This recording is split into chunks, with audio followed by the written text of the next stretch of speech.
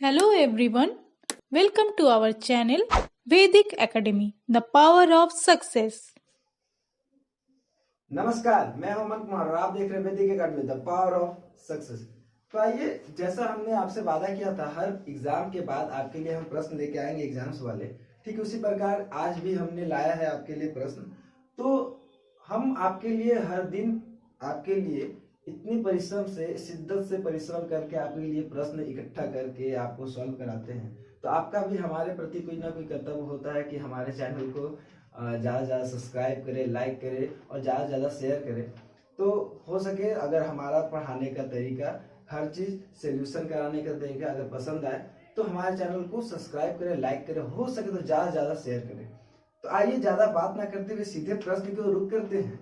तो पहला प्रश्न इस प्रकार से है, नरेश किसी काम को 3 दिन में, आपके समक्ष करके, नरेश किसी काम को 3 दिन में कर सकता है और कमलेश किसी काम को 4 दिन में कर सकता है।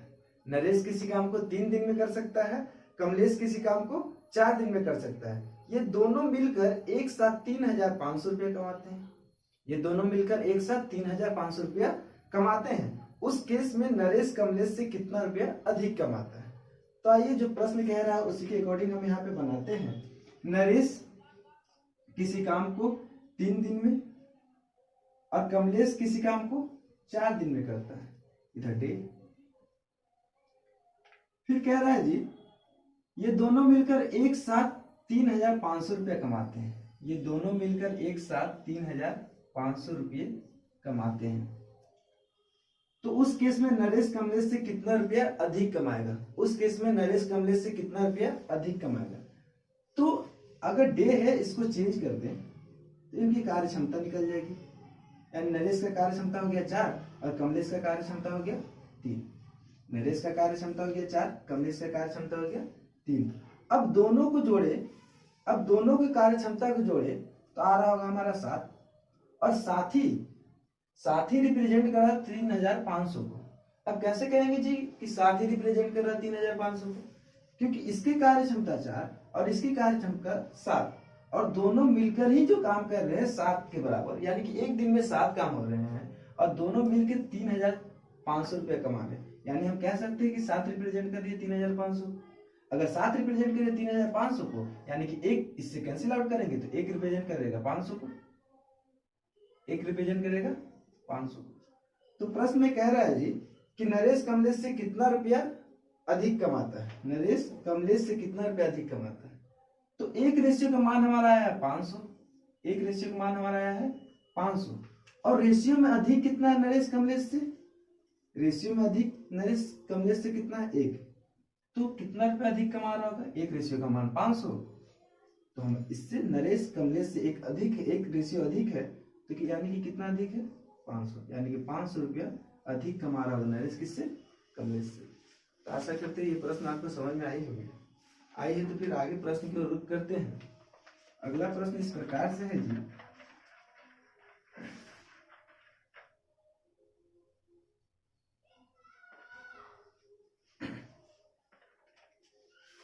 अगला प्रश्न इस प्रकार से है, ए और बी का स्पीड का रेशियो 4:5 है। ए और बी का स्पीड का रेशियो 4:5 है। ए बी से 20 मिनट ज्यादा काम करते हैं। ए बी से 20 मिनट ज्यादा समय लेता है। तो उस कंडीशन में ए अकेला कितना समय लेता है? तो प्रश्न जिस प्रकार से कह रहा है उसी प्रकार कार्य करेंगे इस पे हम। ए और बी का स्पीड का रेशियो, ए और बी का स्पीड का रेशियो 4:5। स्पीड को ऐसे इंडिकेट करते हैं 4:5। और कह रहा है प्रश्न में ए और बी का स्पीड का रेशियो 4:5 है। ए बी से 20 मिनट ज्यादा समय लेते हैं। तो उस कंडीशन में ए अकेला कितना समय लेगा? उस कंडीशन में ए अकेला कितना समय लेगा? ये रेशियो किसकी है? स्पीड की। ये रेशियो हमें दे रखा है किसका? स्पीड का। और स्पीड का रेशियो का अगर हम चेंज कर देना तो समय का रेशियो आ जाता है। स्पीड का रेशियो को चेंज कर दे तो किसका रेशियो आ जाता है? समय का। तो ए का समय का रेशियो 5 हो जाएगा और बी का समय का रेशियो कितना हो जाएगा? 4, क्योंकि इसको चेंज करेंगे तो टाइम का रेशियो आ जाएगा। और कह रहा है प्रश्न में उस कंडीशन में ए अकेला कितना समय लेता है? और प्रश्न में ये भी कहा है कि ए बी से 20 मिनट ज्यादा समय लेता है। ए बी से 20 मिनट ज्यादा समय लेते हैं। तो रेशियो में कितना समय ज्यादा ले रहे हैं ए बी से? रेशियो में कितने समय ज्यादा ले रहे हैं ए बी से? एक रेशियो का बराबर ज्यादा समय ले रहा है ए किससे? बी से।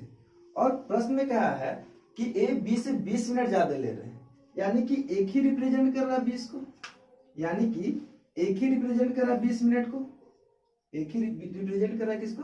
20 मिनट को। तो बोल रहे हैं जी प्रश्न में कि ए अकेला कितना समय लेगा? ए अकेला कितना समय लेगा? यानी कि 1 बराबर 20 मिनट, तो 5 बराबर कितना मिनट? 1 बराबर 20 मिनट, तो 5 बराबर, तो 5 को 20 से गुना करेंगे तो हमारा आ रहा होगा 100 मिनट। ए अकेला कितना समय ले रहा होगा? 100 मिनट का समय।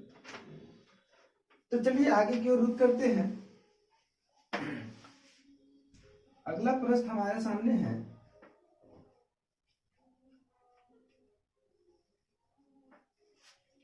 अगला प्रश्न हमारे सामने है, किसी नंबर को 5 से डिवाइड दे, किसी नंबर को 5 से डिवाइड दे तो रिमाइंडर 3 बचते हैं। यानी कि कोई नंबर को अगर 5 से भाग दे तो हमारे शेषफल 3 बचेंगे। किसी नंबर को 5 से डिवाइड दे तो रिमाइंडर 3 बचता है। अगर उसी नंबर का स्क्वायर को फिर से 5 से डिवाइड दिया जाए तो रिमाइंडर कितना बचेगा? तो साधारण सा प्रश्न है, इसको हल करते हैं आराम से। तो प्रश्न में जो कहता है ना जी वही करते हैं। किसी नंबर नहीं दे रखा है, क्या दिया हुआ है, केवल नंबर को नहीं, कुछ हम जानते नहीं। बोल रहा है किसी नंबर को 5 से डिवाइड दें, किस नंबर को किससे डिवाइड दें? 5 से डिवाइड दें तो रिमाइंडर कितना बचता है? रिमाइंडर हमारा बच रहे थे 3। और उसी नंबर का स्क्वायर को अगर फिर से 5 से डिवाइड देंगे तो रिमाइंडर कितना बचेगा? तो इस प्रश्न को कुछ करना नहीं है, हमें तो कुछ दे रखा नहीं है कि क्या है, क्या प्रश्न है, क्या क्वेश्चन है। क्वेश्चन दे रखा है, हमें ये नहीं कहा है कि कौन सा संख्या है, कौन सा संख्या नहीं है। तो कुछ दिया नहीं है तो हम क्या ऐसा संख्या मान लें कि जिससे 5 से डिवाइड देने पे शेष 3 बचेगा? कौन सा ऐसा संख्या मान लें जिसको 5 से डिवाइड देने पे शेष 3 बचेगा? तो हमारे पहले कंडीशन दिमाग में आती है कि अगर 18 मान के देखते हैं, अगर 18 मान लिया और उसको 5 से डिवाइड दे देते हैं तो हमारा रिमाइंडर कितना बचता है? 3, क्योंकि 5 दिए 15 तो बचा 3, 5 दिए 15 बचा 3। तो पहला केस तो हमने मैच कर दिया कि 18 लिया और 5 से डिवाइड दिया, रिमाइंडर बचे 3। और फिर कह रहा है कि अगर उसी संख्या को, यानी जो संख्या हमने माना है उसी संख्या का स्क्वायर को अगर 5 से डिवाइड दिया जाए तो रिमाइंडर क्या बनेगा? तो 18 का स्क्वायर कितना होता है? 324। 18 का स्क्वायर कितना होता है? 324। और इसे 5 से अगर डिवाइड दें तो 5 36, 5 24, यानी कि बचा हमारा कितना? 4। 360 पूरे कट गए, 360 पूरे, 320 पूरे कट गए, 320 पूरे कट गए, तो बचे हमारे पास कितना? 4। इस प्रश्न का सही उत्तर हो रहा है जी आंसर 4। आशा करते ये भी प्रश्न आपको समझ में आया होंगे।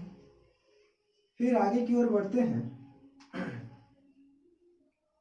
ये सारे प्रश्न जो हैं एनटीपीसी में पूछे जा रहे हैं।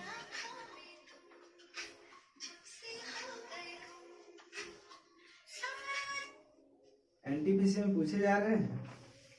आइए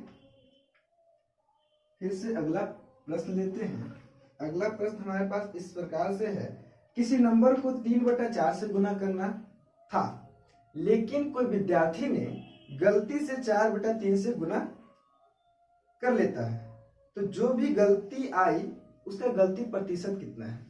किसी नंबर को गुना करना था 3/4 से, कोई विद्यार्थी जल्दबाजी में गलती कर देता है और 4/3 से गुना कर देता है, तो जितना गलती प्रतिशत आई है वो क्या है?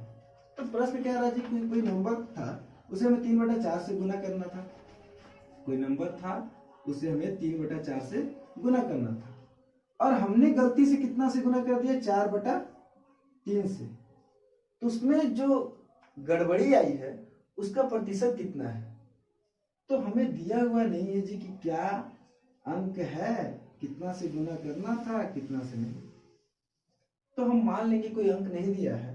तो यहाँ देखिए 4 नीचे दिया हुआ, यहाँ 3, 4 3 का एलसीएम कितना होता है? 12। इस बट्टे को भगाने के लिए कुछ तो करना पड़ेगा, तो 4 3 का एलसीएम ले लिए 12, यहाँ 12 तो यहाँ भी 12। 3/4 से गुना करना था और 4 से कैंसिल आउट करेंगे तो कितना आएगा? 3। तो हमारा आना चाहिए था 9, लेकिन यहाँ पे थी 3 चौक 12 और इससे 4 से 4 गुना करेंगे तो आ रहा कितना? 16। हमारा आना चाहिए था 9 गुना करने पे, लेकिन गलती किया हमारा आंसर आना चाहिए था 9, लेकिन हमने गलती किया इसीलिए हमारा आंसर आ रहा है कितना 16। हमारा आंसर आना चाहिए था 9, हमने गलती किया तो इसीलिए हमारा आंसर आ रहा है कितना 16। तो जी बोल रहा है कि गड़बड़ी प्रतिशत बताइए कितना गड़बड़ी हुआ। तो बताइए जी हमारा आंसर 9 आना चाहिए था और गलती से हमने ला दिया 16, तो गड़बड़ी कितना का होगा? गड़बड़ी कितना का होगा? तो आप कहेंगे कि 7 की गड़बड़ी हुई। आप कहेंगे 7 की गड़बड़ी हुई। तो 7 की गड़बड़ी किस पे हुई? 7 की गड़बड़ी 9 पे हुई। तो बहुत सारे बच्चे अब यहाँ पे क्या कर रहे होंगे कि 7/9 लिखकर इंटू 100 से डिवाइड देंगे, तब प्रतिशत गड़बड़ी निकालेंगे। हमें स्मार्ट अप्रोच अपनाना है और यहाँ पे 100 ना रख करके हम देखेंगे कि 1/9 का फ्रैक्शन परसेंटेज कितना होता है? 11/1/9। 11/1/9। अब 11/1/9 होता है, यहाँ पे 7 है, तो हम क्या करेंगे? 7 को 11 से गुना 77, 7 को 1 से गुना 7/9। तो हमारा जो गड़बड़ी हुई है 77 सही 7/9%। और बहुत सारे बच्चे हो रहे हैं यहाँ से 100 करके कट करते करते फिर कैलकुलेशन फास्ट भाग रही है, दिक्कत हो रहा है। यहाँ स्मार्ट अप्रोच अपनाइए, एग्जाम में टिकट करके। आइए आगे प्रश्न बढ़ते हैं। आगे भी प्रश्न इसी प्रकार के हैं, ठीक। एक फर्स्ट सिटिंग में पूछ दिया था या फिर ये सेकेंड में पूछा होगा, और ये जो क्वेश्चन आगे देने वाले हैं वो सेकेंड सिटिंग में पूछा था, या फिर इसी को सेकेंड में पूछा होगा, इसे फर्स्ट हमें इतना मालूम नहीं, जैसा स्टूडेंट ने बताया हमने कराया। तो आइए करते अगला प्रश्न।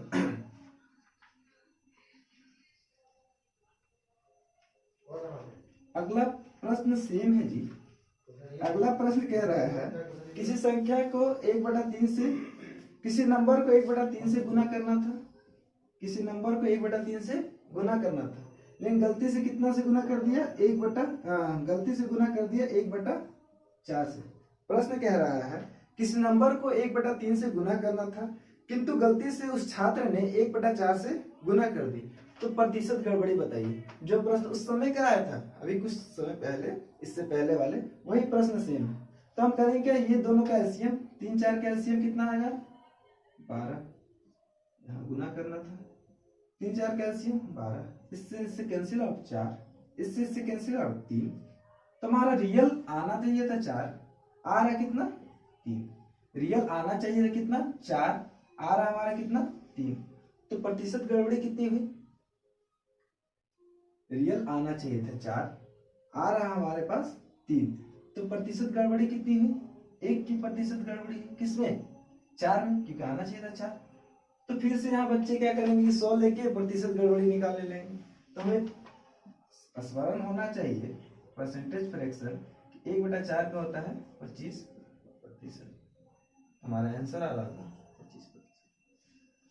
तो आशा करते हैं जितने भी प्रश्न हमने कराए आपको ये तरकीब, ये तरीके, मैथ बनाने का तौर तरीका अच्छा लगा हो। और अगर अच्छा लगा है तो हमारे चैनल को सब्सक्राइब करें, लाइक करें, हो सके तो ज़्यादा से ज़्यादा शेयर करें, क्योंकि हम भी आपके लिए बहुत ही परिश्रम, मैं और मेरी टीम करके आती है। इसलिए आपके लिए अच्छे से अच्छे जो प्रश्न मिलते हैं हमें, वो आपको प्रोवाइड कराते हैं। तो आशा करते हैं हमारे चैनल को सब्सक्राइब करें, लाइक करें, हो सके ज़्यादा शेयर करें। धन्यवाद।